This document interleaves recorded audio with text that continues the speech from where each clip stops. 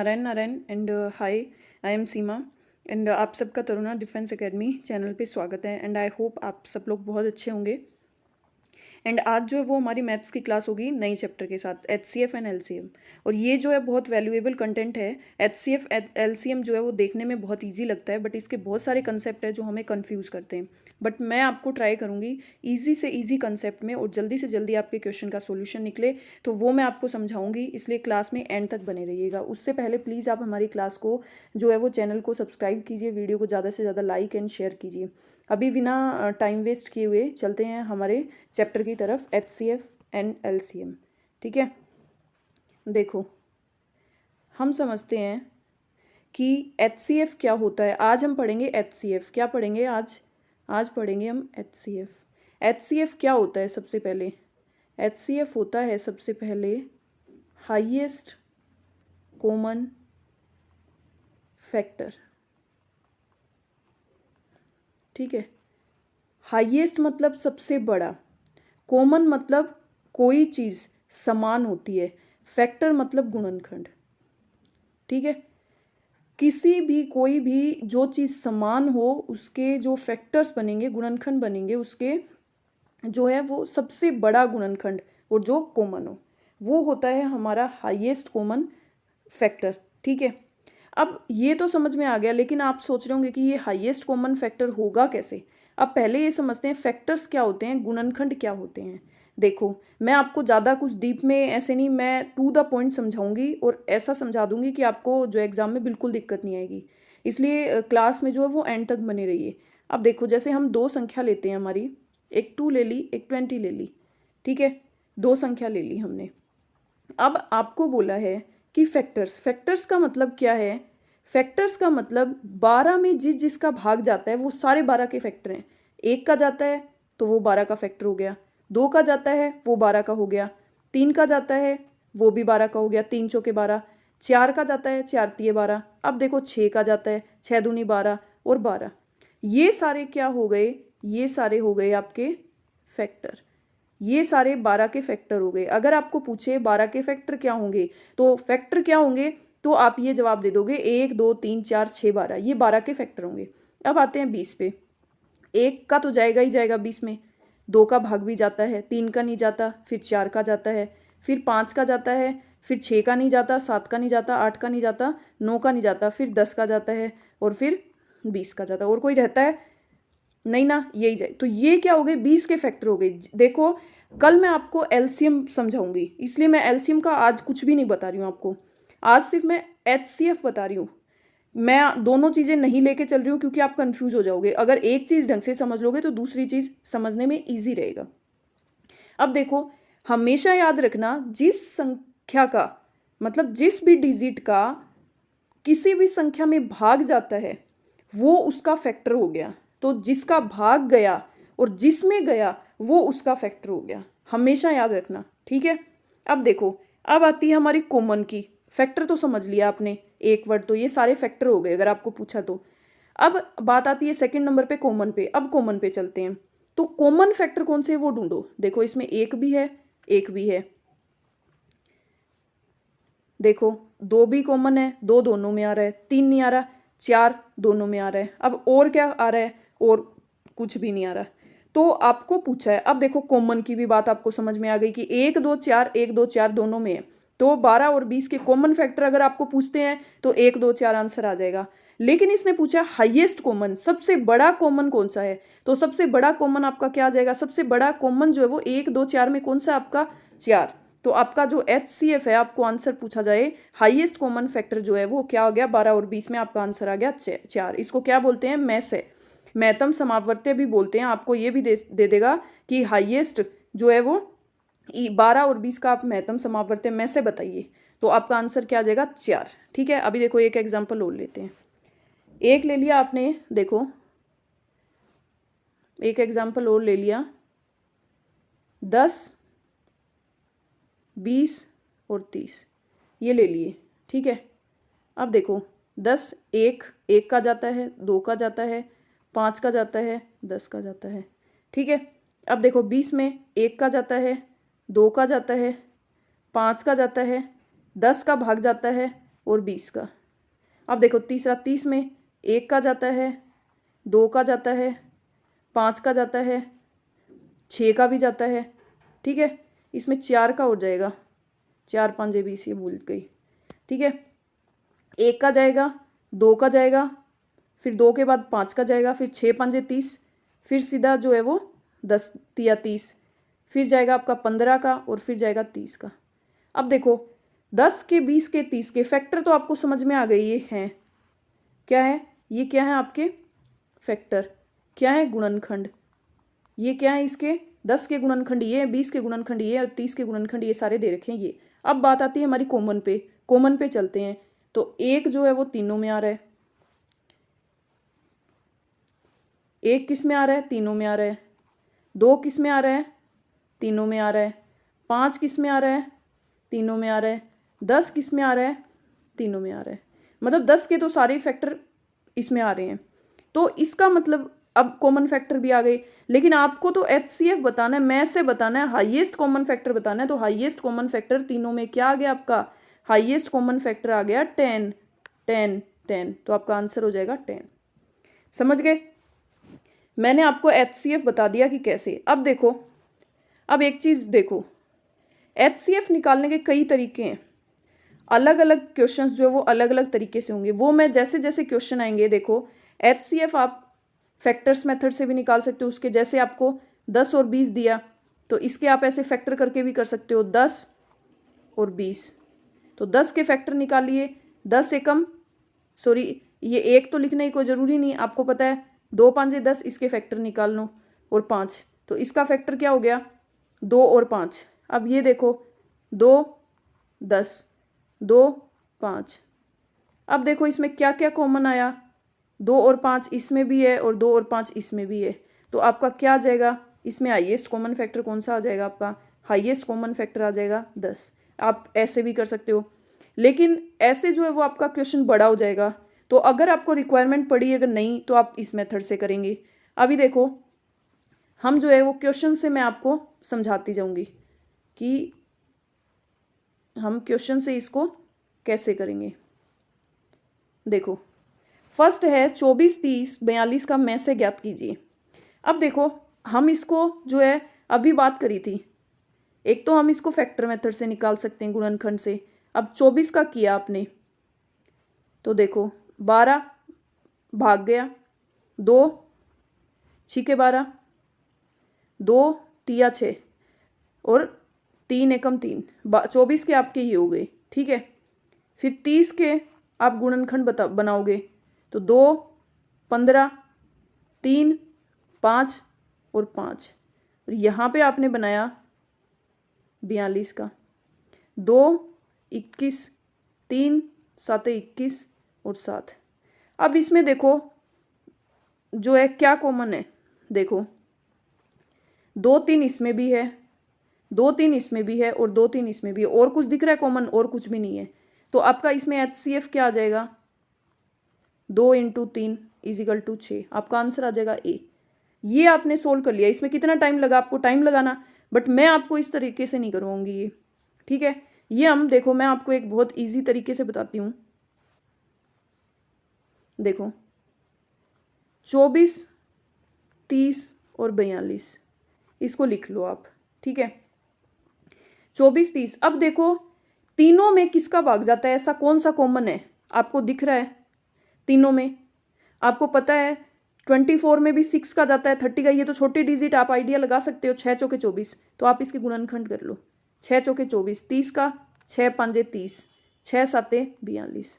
अब देखो इसमें क्या कॉमन आ रहा है, इसमें सिर्फ 6 6 6 कॉमन आ रहा है और कुछ भी कॉमन नहीं आ रहा। कितना कॉमन आ रहा है, 6 6 6। तो इसका आंसर क्या हो जाएगा, 6 हो जाएगा। आंसर क्या हो जाएगा। देखो आप इसमें एक तरीका और लगा सकते हो, मैंने 2 मेथड बता दिए, अब एक तीसरा मेथड और बताती हूँ आपको। देखो 24 30 और 42 को ले लीजिए। आपने सेकंड मेथड भी समझा, आप थर्ड मेथड ध्यान से समझिए।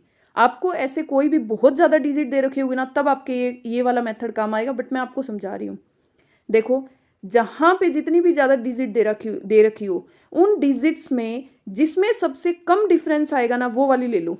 तो वो जो होगी या तो वो संख्या जो है आपका में से होगा या फिर जो उसके फैक्टर्स होंगे ना उसमें से कोई होगा। देखो अब 24 और 30 इसका डिफरेंस कितना है 6 और इन दोनों का कितना है 12। 12 को छोड़ दो 6 को ले लो। अब देखो अब आपको इसको फैक्टर करने की जरूरत नहीं है क्योंकि अगर आपको पता है देखो 6 चौके 24 6 पांचे 30 6 साते 42 6 का तीनों में भाग जा रहा है तो आपका आंसर हो गया 6। अगर जो डिफरेंस कम है उसका नहीं जा रहा तो आप फैक्टर करके देख लो, फिर जो सबसे बड़े फैक्टर का तीनों संख्याओं में भाग जाएगा वही आपका आंसर होएगा। ठीक है, यहां पे हमने 3 कंसेप्ट कर लिए, आगे आएंगे हम आगे और कंसेप्ट क्लियर करेंगे। अभी देखो नेक्स्ट क्वेश्चन समझ में आ रहा है। अब देखो एक क्वेश्चन और करते हैं, इसको हम देखो वैसे फैक्टर्स करके कोई फायदा नहीं है क्योंकि इसके फैक्टर बहुत ज्यादा होंगे तो बहुत टाइम लगेगा। देखो इसको हम वो दो तरीके से करेंगे। अब 36 है 54 है और 64 है। आपको अगर समझ आ रहा है 4 नी में 36 9 का भागी जिसमें भी जा रहा है, आपको पता है 9 36 का डिविजिबल भी है 54 का भी है 63 का भी है, ये तो छोटी डिजिट से आप लगा सकते हो। तो 9 6 54 और 9 7 63। अब देखो इसमें क्या कॉमन आ रहा है आपके 9 9 9, इसके अलावा कुछ 4 6 और 7 में तो कुछ भी कॉमन नहीं आ सकता तो आपका आंसर हो गया 9। अगर यहाँ पे नहीं आता तो आप इसके और फैक्टर करो तो आपको और समझ आ जाएगा। ठीक है, अब देखो इसको भी हम एक और वही वाला मेथड हम करके देखते हैं। देखो दोनों तरीके से डिफरेंस वाला मेथड भी लेते हैं। देखो 36 54 63 दो कंसेप्ट तो आपको यहीं क्लियर कर दिए मैंने। देखो अब इनका डिफरेंस कितना है ज़्यादा है, इनका डिफरेंस छोड़ दो, इनका डिफरेंस 18 है तो हमें इसका डिफरेंस नहीं लेना। इनका डिफरेंस कितना है 9 का तो हमें इस पे तो ध्यान ही नहीं देना, इस पे देना है। तो देखो 9 अगर पहले ये देखो जो हमने जो संख्या जो डिफरेंस लिया है उसका अगर तीनों में भाग जा रहा है तो आपको फैक्टर नहीं बनाने हैं उसके। देखो 9 चौके 36 9 6 54 9 7 63 तीनों का भाग जा रहा है मतलब आपका हाईएस्ट कॉमन फैक्टर क्या हो जाएगा 9। 9 जो है आपका हाईएस्ट कॉमन फैक्टर हो जाएगा। समझ में आया। अभी देखो नेक्स्ट क्वेश्चन पे चलते हैं। देखो अब एक आपके इस टाइप का क्वेश्चन भी आ सकता है। देखो इसमें हम क्या करेंगे, देखो इनको दोनों को लिख लो, 2 की क्यूब 3 की स्क्वायर 5 की, इसको लिख लिया 3 की स्क्वायर 5 × 7। अब आपको इसका मैथ से बताना है तो आप कैसे बताओगे। देखो इसमें देखो 2 कॉमन है, ठीक है, 3 कॉमन है 5 कॉमन है, बट कितना 2 कॉमन है 2 की स्क्वायर, इसमें 2 की क्यूब है इसमें 2 की स्क्वायर, जो छोटा वाला होगा ना वो आपका कॉमन होगा 2 की स्क्वायर। इसमें 3 की स्क्वायर दोनों में तो ये आपका कॉमन हो जाएगा। ये आपके 1 ही 5 होगा क्योंकि दोनों में 1 ही 5 है, ऊपर वाले में 5 की 4 है बट नीचे वाले में 1 ही 5 है तो दोनों जगह 1 ही है। तो अब इसको सोल्व कर लो, 2 दूनी 4 3 तिया 9 और 5। अब देखो 4 5 20 × 9 तो ये 0 2 × 18, आपका आंसर आ जाएगा 180। समझ में आया। हमेशा जो छोटी वाली पावर होगी वही आपकी कॉमन होगी, उसको ही लोगे। ठीक है, अभी देखो नेक्स्ट क्वेश्चन पे चलते हैं। अब देखो ये एक कंसेप्ट ध्यान से समझना, ये क्या कंसेप्ट है। देखो दो संख्याओं का अनुपात 15:11 है, यदि उनका महत्तम समावर्त्य 12 हो तो वे संख्या। अब आपको HCF दे दिया, दो संख्याओं को आपको अनुपात दे दिया, रेशो दे दिया, तो आपको वो संख्याएं निकालनी है। अब देखो मेरे को एक बात बताओ, आपको दो आपको संख्या दे दी 40 और 60, आप इनको क्या लिख सकते हो, आपको बता दिया कि इनका अनुपात लिखिए 20 × 2, 2 में भाग जा रहा है 20 का, 2 बार मल्टीप्लाई करेंगे, इसको लिख सकते हैं 20 × 3। तो आप यहाँ पे 20 के पाड़े से इसको काटोगे, 20 दूनी 40 और 20 दिया 60, तो आपका रेशियो क्या बच जाएगा 2:3। अब आपको ये दे दिया 2:3 है तो और आपको ये दे दिया 20 आपका HCF। तो यहाँ पे देखो अगर आप 20 को इससे आप मल्टीप्लाई करोगे तो आपकी पहली संख्या नहीं आ रही, तो वही सेम चीज आपको क्वेश्चन में दे दी कि जब भी आपको रेशियो दे दिया जाएगा और आपको HCF दे दिया जाएगा तो HCF को आप रेशियो से मल्टीप्लाई करोगे तो आपको वो संख्याएं प्राप्त हो जाएंगी। समझ में आया। अभी देखो हम इस क्वेश्चन को सोल्व करते हैं। दो संख्याओं का अनुपात संख्या आपके पास 15:11, मतलब 15x और 11x हो गई। ठीक है, और x क्या है आपका, इसको लिख सकते हैं, जो x है वो आपका 12 हो गया, मतलब HCF। क्या हो गया? HCF। HCF को हमने x मान लिया, तो हम 15 को यहाँ पे 12 से मल्टीप्लाई कर देंगे और 11 को हम 12 से मल्टीप्लाई कर देंगे, क्योंकि अभी अभी हमने देखा है कि हमारा जो रेशो होता है और जो हमारा जिस संख्या से कटता है वो संख्या क्या होती है, हमारा HCF होता है। क्या होता है? हमारा HCF होता है, हाईएस्ट कॉमन फैक्टर होता है, जो दोनों को काटता है। अब देखो 15 को 12 से मल्टीप्लाई करेंगे तो ये कितना आएगा आपका 180, और 11 को 12 से करेंगे तो 11 × 110, और 11 और 11 22 ऐड करेंगे तो ये आ जाएगा आपका 132। तो आपकी संख्या आ जाएगी 180 एंड 132। तो आपके इस तरह का क्वेश्चन भी आ सकता है, बट मैंने इसको ईजी कर दिया है। सो आप देखिए क्वेश्चन को और आप खुद भी सोल्व करने की कोशिश करिए कि आपको आता है नहीं आता, तब आपको ये पता चलेगा कि आपका कंसेप्ट जो है वो क्लियर है या नहीं, कहाँ पे आपको प्रॉब्लम आ रही है। तो आप अपने आप को रैंकिंग दीजिए। अब देखो ये क्वेश्चन, एक क्वेश्चन आपको ये दे दिया, अब ये तो बहुत बड़ी डिजिट हो गई। क्या हो गई? बहुत बड़ी डिजिट हो गई। इसको आप कैसे सोल्व करोगे? या तो आप डिफरेंस से कर सकते हो इसको, तो डिफरेंस से भी हमें पता नहीं टाइम लगे, लेकिन इस क्वेश्चन को किससे करेंगे? इस क्वेश्चन को हम डिविजिबल मेथड से सोल्व करेंगे। कैसे? हमेशा देखो जो बड़ी वाली संख्या है, अगर आपके इस तरह की संख्या आ जाए तो हमेशा ट्राई करना डिविजिबल मेथड से, जल्दी हो जाएगा। देखो मैं जो डिविजिबल मेथड है अभी इसका मैं से निकालना बता रही हूँ, आगे जो आएगी क्लास उसमें मैं आपका इसका योग भी आएगा, वो भी समझाऊंगी कि कैसे इसका योग करना है। ठीक है, तो जो बड़ी वाली संख्या उसको अंदर लिख लो और छोटी वाली संख्या है इसका भाग देना है। तो इसका कितनी बार जाएगा? एक बार। इसमें 3556 में कितनी बार जाएगा? 3444 का एक बार। अब इसका डिफरेंस जैसे सोल्व करते हैं वैसे ही। रिमाइंडर कितना बच गया? 6 में से 4 गए 2, 5 में से 4 गया 1, 5 में से 4 गया 1। ठीक है, अब जो ये वाली संख्या है वो यहाँ ले आओ इसके डिविजिबल में, 3 4 4। अब ये कितनी बार चला गया? देखो 112 तिया, 112 तिया 3 बार जाएगा। कितना आएगा? देखो 12 12 24, 12 तिया 36, 336 आ जाएगा। अब 344 में से 336 घटाओगे तो कितना आएगा? 14 में से 6 गया 8। ठीक है, ये आ गया आपका 8 और ये बच गया आपका 4। अब आप नेक्स्ट इसका भाग देते हो, ये वाली जो संख्या है वो यहाँ इसके डिविजिबल में आएगी। 84 एकम 84। अब यहाँ आपका कितना बच गया? देखो यहाँ इसको कंटिन्यू करते हैं। 84 तो 112 में से 84, 12 में से 4 गया 8, 10 में से 8 गया 2। ठीक है, अब ये 28 आपके 28 यहाँ रह जाएगा और 84 आपके यहाँ आ जाएगा। तो ये आ जाएगा 28, 8 8 16, 8 तिया 24, 28 तिया 84। क्या आ जाएगा? 28 तिया 84। अब कुछ भी रिमाइंडर नहीं बचा, कुछ भी रिमाइंडर नहीं बचा, तो इट मीन्स इसका में से क्या होगा? 28। जो लास्ट वाला जो डिवाइजर होगा, लास्ट वाला जो जिस संख्या का भाग जाएगा वही उसका में से होगा। देखो 28 का जो है 84 में भी भाग जाता है, 112 में भी जाता है और इसमें भी जाता है। तो इसके क्या हो गए? दोनों के ये गुणनखंड हो गए और ये हाईएस्ट कॉमन फैक्टर हो गया, इसका दोनों में भाग जाता है। ठीक है, तो लास्ट तक आपका 0 आ जाएगा, तो वही जो डिवाइजर होगा, वही जो संख्या होगी आपका में से होगा। ये था आपका डिविजिबल मेथड। अब देखो नेक्स्ट चलते हैं।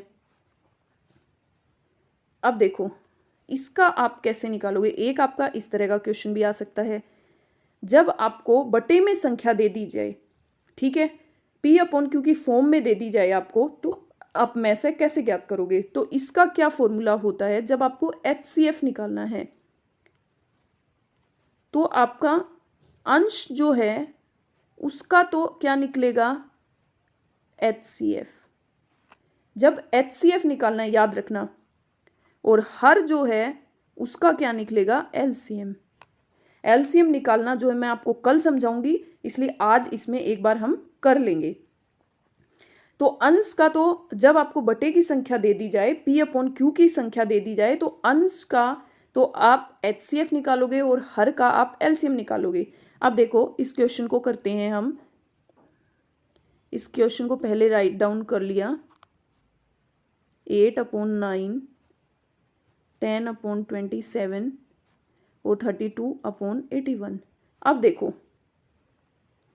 2, 8, 10 और 32, इसका आपको क्या निकालना है? इसका आपको एचसीएफ हाईएस्ट कॉमन फैक्टर निकालना है। ठीक है, हाईएस्ट कॉमन फैक्टर निकालना है। तो आपको दिख रहा है 2 सबसे छोटी है इसमें, तो 2 में सिर्फ किसका भाग जाएगा, 1 का या 2 का?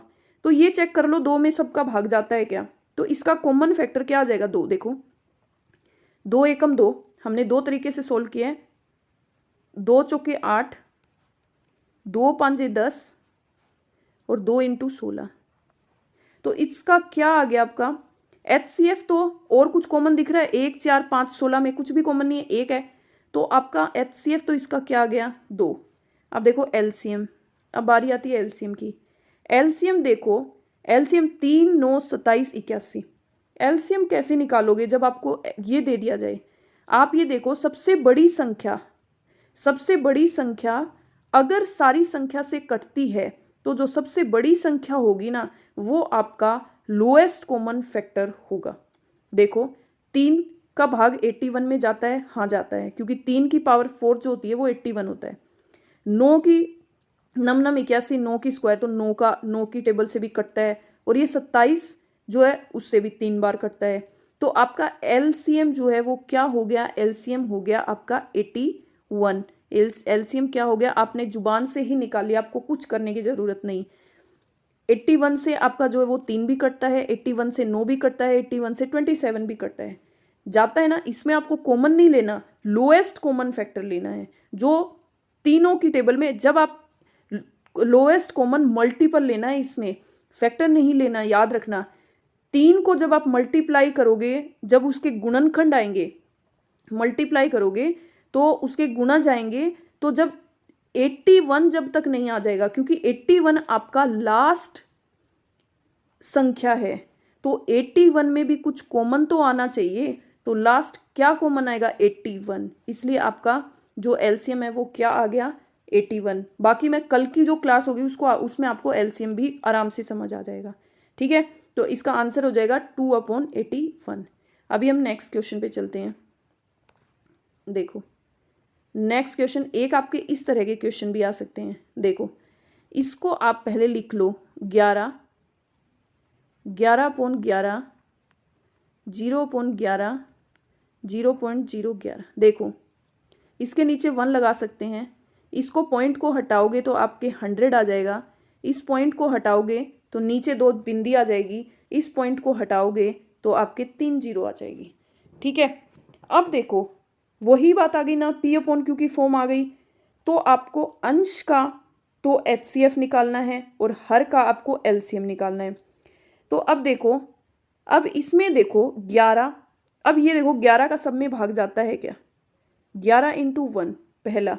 दूसरा ये देखो 11 से मल्टीप्लाई करके देखो, काट के देखो, 11 एकम 11, 0 और 11 एकम 11, इसमें भी जा रहा है। ये तो 11 एकम 11 है ही, और ये भी आपका 11 एकम 11, मतलब आपका HCF तो आ गया इसमें 11। अब निकालते हैं हम LCM। LCM की बात करते हैं तो देखो 100, 100, 1000 से 1 कटता है, 1000 से 100 कटता है, 1000 से 100 कटता है, तो आपका LCM क्या आ जाएगा, 1000। और जब इसको आप लिखोगे तो क्या आ जाएगा, 0. जब इसका भाग दोगे आप, तो जब भी यहाँ पे आपके एक 0 लगेगी तभी तो आपके 3 0 आएगी, तो 0.011। देखो अब इसको अगर आप सोल्व करोगे, इस पॉइंट को हटाओगे, तो इस पॉइंट के बदले आप हमेशा ये सोचा करो 1 लग रहा है, फिर आपके 3 संख्या है तो 3 डिजिट। तो अब आपको क्या बनाना पड़ेगा, इसको 3 संख्या बनाना पड़ेगा, उससे पहले पॉइंट लगाना पड़ेगा, तभी हम इसको सोल्व करेंगे। तो आपका आंसर आ जाएगा ऑप्शन नंबर 1, क्योंकि आपके पास इतना टाइम नहीं होगा कि आप उसको भाग दे के देखो। और ये छोटे छोटे कंसेप्ट हैं जो आपको समझ के चलने होंगे, आपको अपने माइंड में बिठाने होंगे। और ये जो दशमलव वाला चैप्टर आएगा आपका परसेंटेज उसमें, तो मैं आपको उसमें ये सारी चीज़ें सिखाऊंगी। ठीक है, अभी देखो नेक्स्ट क्वेश्चन। देखो ये भी अच्छा क्वेश्चन है कि इस तरह के क्वेश्चन भी आ सकते हैं। किसी दूध वाले की एक टंकी में 75 लीटर तथा दूसरी टंकी में 45 लीटर दूध है। उस बड़े से बड़े बर्तन की माप जो दोनों टंकियों के दूध को पूरा पूरा माप सके कितनी होगी। देखो आप इसमें कंफ्यूज हो जाओगे कि आपको एलसीएम पूछ रहा है या एचसीएफ। तो इसमें अगर आपको बड़े से बड़ा पूछ रहा है, बड़ी चीज के लिए पूछ रहा है, मतलब एचसीएफ फाइंड आउट करना है। अगर आपको छोटी चीज के लिए पूछ रहा है मतलब आपको एलसीएम फाइंड आउट करना है, ये आप याद रखना। अब देखो इसमें बोल रहा है किसी दूध वाले की एक टंकी में 75 लीटर और दूसरी टंकी में 45 लीटर दूध है। उस बड़े से बड़े बर्तन की माप जो दोनों टंकियों के दूध को पूरा माप सके। मतलब आपको क्या पूछ रहा है, ये आपको दोनों में से कॉमन जो फैक्टर है वो पूछ रहे हैं। में से पूछ रहा है आपका एचसीएफ। तो देखो 75 और 45 का आप कोई यहाँ पे वो 10th 12th के एग्जाम नहीं दे रहे हो कि आपको पूरा लैंग्वेज लिखो, आपको वो जरूरी नहीं, आपको सिर्फ आंसर चाहिए। तो आप 75 और 45 इसका जो है वो क्या निकालोगे, आप एचसीएफ निकालोगे। एचसीएफ निकालने के लिए आपको दो तरीके बता रखे हैं।